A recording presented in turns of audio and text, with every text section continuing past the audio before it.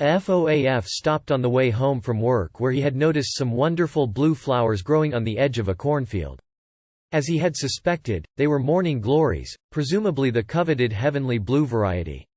He wanted to get an idea of what the plants, and especially the seed pods, looked like so he could go back and harvest them at the end of the season. He picked a few pods to take home and examine, even though they weren't really mature. On the way home, on impulse, he popped about 6 seed pods into his mouth, chewed them thoroughly, and swallowed them.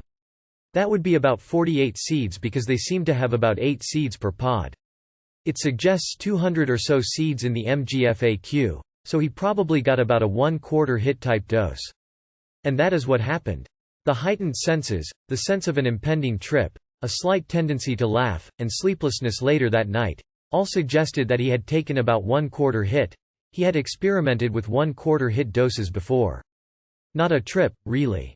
He remembered what Graham Carl had written about thresholds, where it takes a certain amount to jump between levels of tripping, or to trip at all. He also wondered whatever happened to Graham. Perhaps he had an account at university and has no access to the net now. The FOAF was delighted by the results of this impromptu experiment and now is impatient for the end of the growing season so that he can go harvest those seeds. Of course, he is going to order more from the seed catalogs as well, but it is always fun to get a trip out of the local environment. He has read the MGFAQ and is ready to extract and enjoy.